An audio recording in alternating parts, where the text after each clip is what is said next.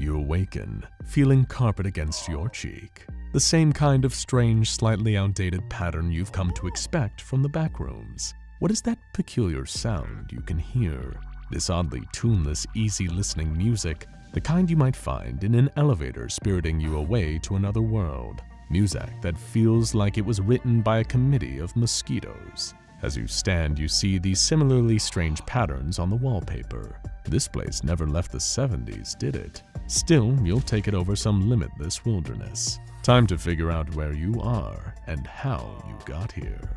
You rise to your feet and begin to assess the environment around you. It seems as though you're in some kind of lobby, lined with elevators on both sides, and marked entrances to stairways around the back. Near the entrances to the stairways, there's a large front desk with an impossibly thick guest book sitting on it. Behind the desk, there's a single adult faceling in a classy gray suit. Presumably, you think to yourself, this is the building manager. You recognize this place. At least in essence, it's much nicer than the hideous rundown apartment building that you used to live in, but it's clearly an apartment building nonetheless. Very clever, explorer. You really are learning from your time here, aren't you? If we were there, we'd offer you a shiny gold sticker, but seeing as we're just a disembodied voice, a welcome will have to suffice as your reward. Welcome to Level 13, Explorer, the Infinite Apartment. We do hope you find it nice and cozy. Your mind briefly bristles at the thought of the number. As much as it feels silly to admit in a place like this, on the outside, you'd always been the superstitious type. You avoided letting black cats cross your path. You never spilled salt or walked under any ladders, but above all, you avoided the number 13 at any cost. It made you thoroughly uncomfortable for reasons you never even understood. Just because of the numerical association, you get the sense that something evil is waiting for you on this level. A kind of evil that you haven't encountered before, even down here in the backrooms. Suddenly, you remember how you got here. It wasn't even your choice. You were in the previous level, the blank white room, when you suddenly just no-clipped through the floor. And now you're here, with a sense of vague dread gnawing at your guts. Wonderful. Isn't the backrooms full of the most delightful surprises? You'd better get moving before something finds you. Because believe us, in the backrooms, something is always looking.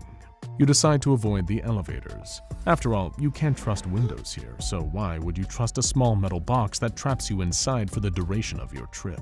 Those things are unsafe enough in the real world. You imagine that if you stepped inside one in the backrooms, the chamber would suddenly fill with digestive juices and dissolve you into nothingness. No, thank you. You're going to get some exercise and take the stairs instead.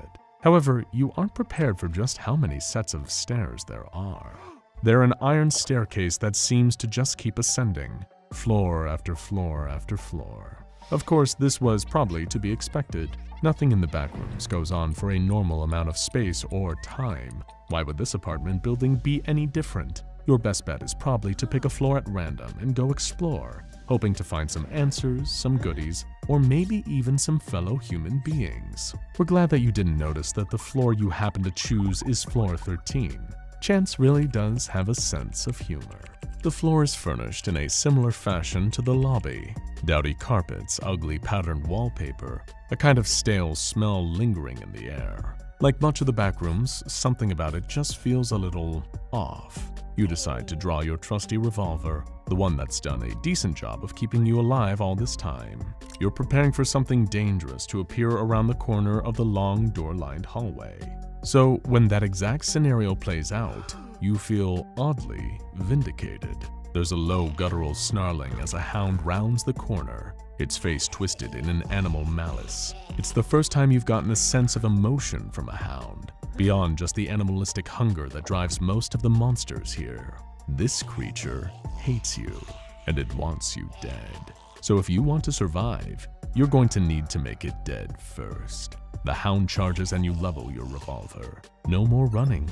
That's not who you are anymore. You draw a bead on the monster and open fire as it gets closer and closer. 6 loud staccato booms, filling the hound with holes and dropping it to the ground. It lets out a rattling wheeze, and dies. That undeniably felt good. You're not just prey here anymore. You're a contender. Almost any entity is as likely to be killed by you in a fair fight as you are to be killed by it. In other words, you've come a long way, kid. Well done. But as much as we'd absolutely hate to taint the warm glow of your victory, it is important to know that all your actions do have consequences. For example, firing off 6 shots in the enclosed hallways of an infinite apartment building will no doubt attract plenty of attention. That's when you hear that terrible distant rumbling, getting louder and closer by the moment. You sigh and begin to wonder whether that single moment of badassery was really worth the trouble you're about to deal with. The Backrooms certainly knows how to put you in your place. The rumbling is almost deafening when suddenly you turn around and see its source. An absolute avalanche of clumps come rumbling around the corner behind you and give chase. You immediately begin to run as the nasty, fleshy rumbling noises get closer behind you. The clumps are hot on your heels. You can feel all their grasping hands yearning to get a hold of you. Suddenly going all Dirty Harry on that hound doesn't seem like it was such a cool idea. But really, now isn't the time to beat yourself up. You just keep running. Leave the deprecation to us. You turn a corner into another seemingly identical hallway, where the only option is to keep running because the pack of clumps behind you clearly aren't slowing down. You're beginning to feel that strain in your legs. Your lungs feel like they're pumping acid, but you can't stop. The last thing you want is to be devoured by clumps in some drab apartment hallway. When you do bite it, you at least want it to be a more exciting demise, right? But we can't always choose how we get to go out. Sometimes a crowd of about 40 vicious clumps decide how we get to go out, and they rarely dish out glamorous dooms. All the horrifying entities you faced, all to die from these malformed wads of limbs. How embarrassing. You find an extra reserve of energy within you and surge forwards, sprinting down the hallway at speeds you once would have thought impossible, putting genuine distance between you and the clump collective behind you. Pure survival instinct. You even begin to entertain the idea that you might survive this one, until your foot catches on a snag in the carpet and you fall on your face like a complete tool, while a horde of death quickly approaches behind you. This really isn't how you wanted to spend today, is it? As you force your eyes closed and prepare for death, you hear a door click open next to you. Before you can even open your eyes, you feel a hand, a human hand you hope, clasping around your wrist and sharply dragging you. You feel carpet burn against your body, and by the time your eyes slide open, the door is being closed behind you. You've been pulled into one of the many apartments lining the halls. The owner, a tall blonde man, his back to the door breathing heavily, has just saved your life. "Are you okay there?" he asks, and you couldn't be more grateful. The stranger, your savior, tells you his name is Robert, but his friends in the old world always used to call him Bob, so you're welcome to do that too. Bob's apartment has a different vibe to the rest of the building. It seems genuinely comfortable, livable. There are photos of what looks like his family members on the walls, and the strong smell of pine fresh air freshener. Bob leads you into the living room and lets you take a load off on the couch. He tells you that he gets the impression you've had a long day. You feel the urge to correct him with, "Honestly, it felt more like a long life," but decide it would be better to be a gracious guest. Bob seems like a kind man, but there's only one slightly peculiar thing about him. He seems to be avoiding direct eye contact. Of course, it's not the kind of thing you judge a person for. Some tests you took in your early years placed you somewhere on the autistic spectrum, so you're not crazy about eye contact either. Bob asks if you care for tea, and when you politely accept his offer, he scurries off to the kitchen to prepare you a cup. Bob tells you that he's one of the many thousands of residents here in the infinite apartment. If you ask the faceling at the desk for a key, you'll even get a room all to yourself, just like that. Since finding his own little space, he's been rebuilding a new life here, making the most of it. Bob returns soon after and hands you your cup of tea. You take a sip. It tastes a little weird, but you probably have to use almond water here instead of milk, so you don't draw any attention to it. He asks you how you got to the Backrooms. Did you accidentally no-clip through the ground while you were doing some daily errand? He's earnestly surprised when you tell him you sought out this place on purpose. You tell him you needed a fresh start from what you had before.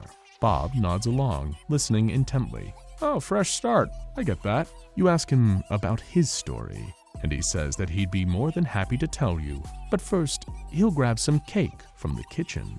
You look hungry. As Bob leaves the room, you perform the typical procedure of nosily looking around his apartment just to kill time. It beats the hell out of being chased by the clumps in the hall. After perusing the books in his bookcase, you decide to snoop at his family photos. That's when you notice something strange. The photographs themselves are normal, but it seems that Bob has scratched all the eyes out of them. How strange. You start to feel a little woozy, a little light on your feet. Something is terribly, terribly wrong here.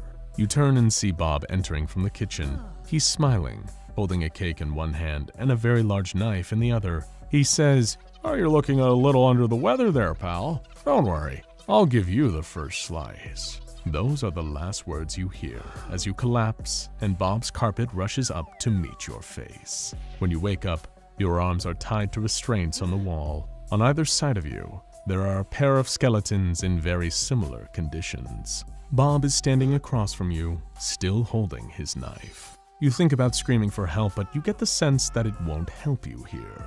He clears his throat and says, "On the outside, the papers called me the eyeball killer. I'm not even the first one to be called that. It's depressing, the lack of creativity. Still, I got lucky, all things considered. The police found all the bodies I dumped in the lake and came looking for me. Of course, I made a run for it, tried to hide out in an old abandoned house on the edge of town, and the next thing I knew, there was some little blip and here I was. Like you said before, a fresh start. And here I can kill as many people as I want. Everyone just believes the creatures do it." Bob gives a diabolical laugh as you try pulling at your restraints. This is just your luck. Of course you'd still find some way to run into a literal serial killer in the backrooms. The ropes are bound so tight around your wrists, it seems like you have no hope of escaping them, as Bob draws closer with his huge blade. However, in his excitement to do very unsavory things to you, Bob made one crucial mistake. He didn't tie up your legs. You wait for him to get close enough, raising his knife for the first blow. That's when you lunge out with your feet, taking his legs out from underneath him and sending him tumbling towards you. You dodge away from the falling blade as, just as you hoped, it cuts through the restraints on one of your hands. With one of your hands free, you quickly untie the other and make a mad run while Bob regains his footing. "Where the hell do you think you're going?" he growls. But you don't intend to answer him.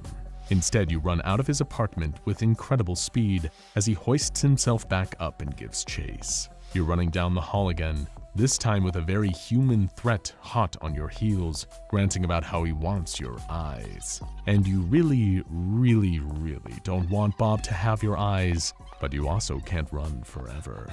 You turn a corner, and at the end of a long hallway, you see one of those damn elevators. While you're still a little afraid that the elevator will eat you alive, you're absolutely certain that if you don't get away quickly, Bob will 100% kill you. So it's better to try your luck with an uncertain fate and accept certain demise, right? That seems like pretty sound logic to you. You power ahead, putting a slight distance between you and the pursuing Bob. Up ahead, you can see the elevator doors beginning to part. Are you about to get lucky? On level 13?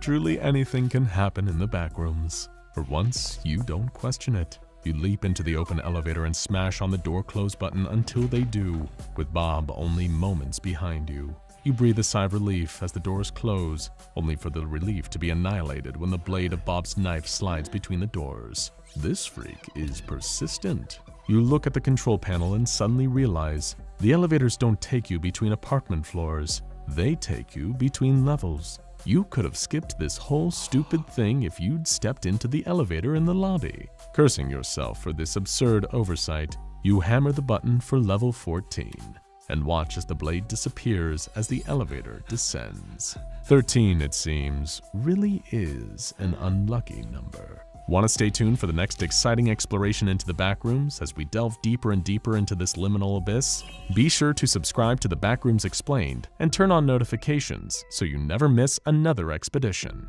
Now go check out level 14 Paradise for more exercises into Backrooms terror.